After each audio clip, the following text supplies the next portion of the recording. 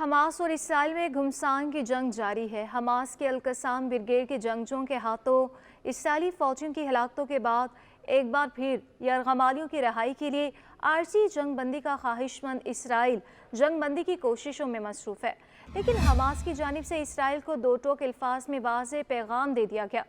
فلسطینی مزاحمتی تنظیم حماس نے ایک بار پھر اسرائیل اور ثالثوں پر واضح کیا ہے کہ اسرائیل کی جانب سے غزہ میں جاری نسل کشی روکنے تک قیدیوں کے تبادلے پر کوئی بات نہیں کریں گے۔ حماس نے کہا کہ فلسطین کا قومی فیصلہ ہے کہ اسرائیلی جارحیت مکمل ختم ہونے تک مذاکرات نہیں ہوں گے۔ ایک بیان میں حماس نے کہا کہ ہم کسی بھی ایسے اقدام کے لیے تیار ہیں جو ہمارے لوگوں پر جارحیت کو ختم کرنے میں معاون ہو۔ حماس نے کہا کہ عالمی برادری فلسطینیوں کو نسل کشی سے بچانے میں اپنی ذمہ داریوں سے دستبردار نہ ہو۔ فلسطینی عوام کے درد کو دور کرنا عالمی برادری اور اقوام متحدہ کی ذمہ داری ہے۔ اقوام متحدہ اور عالمی برادری اسرائیل کو غزہ میں قتل عام اور تباہی سے روکے۔ حماس کا یہ کہنا ہے کہ مظلوم فلسطینیوں کی حمایت پر ہم دنیا بھر کے تمام آزاد لوگوں کو سلام پیش کرتے ہیں۔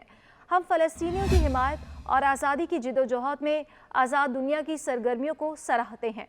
حماس نے بحیرہ احمر میں امریکی قیادت میں بحری اتحاد کی شدید مذمت کرتے ہوئے کہا کہ اتحاد کا مقصد فلسطینیوں کی نسل کشی کے اسرائیلی جرم کی پشت پناہی کرنا ہے۔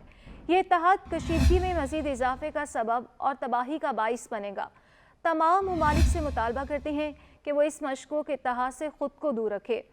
حماس کی جانب سے حوثیوں کی کارروائی کو سراہتے ہوئے کہا گیا کہ وہ فلسطینی عوام کی حمایت کے لیے یمن میں اپنے بھائیوں کے جرأت مندانہ موقف کو سراہتے ہیں۔ لبنان، عراق اور شام میں مزاحمتی گروہوں کو فلسطینی عوام کی حمایت پر خراج تحسین پیش کرتے ہیں۔ حماس کی جانب سے جاری بیان میں یہ بھی کہا گیا کہ وہ اسرائیل کے جھنڈے والے جہازوں کو روکنے کے لیے ملائیشیا کے اعلان کو بھی سراہتے ہیں۔ ملائیشیا کا یہ جرأت مندانہ موقف ہے۔ تمام ممالک غزہ میں فلسطینی عوام پر ظلم کے خلاف ایسا ہی موقف اپنائے۔ یاد رہے کہ گزشتہ روز ملائیشیا نے اسرائیل کے جھنڈے والے بحری جہازوں کے اپنے بندرگاہ پر لنگر انداز ہونے پر پابندی عائد کر دی تھی۔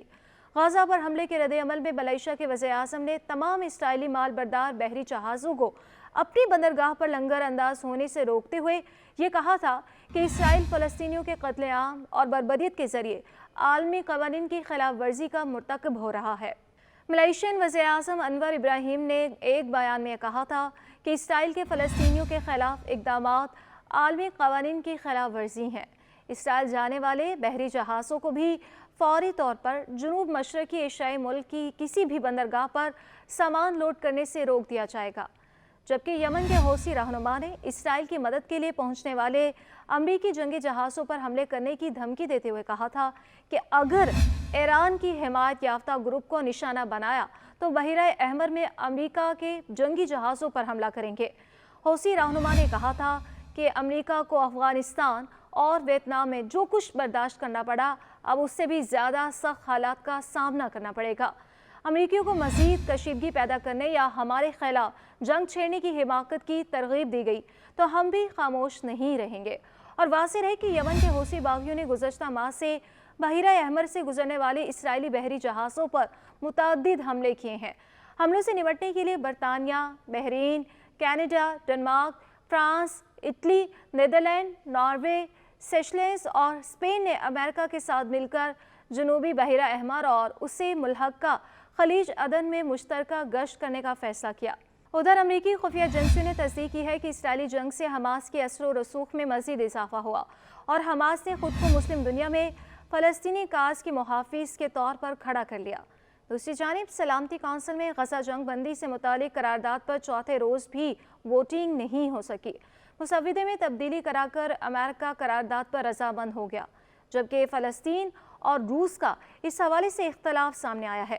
اسی حوالے سے کینیڈین وزیر اعظم نے کہا ہے کہ اسرائیلی اقدامات یہودی ریاست کی حمایت کو بھی خطرے میں ڈال رہے ہیں۔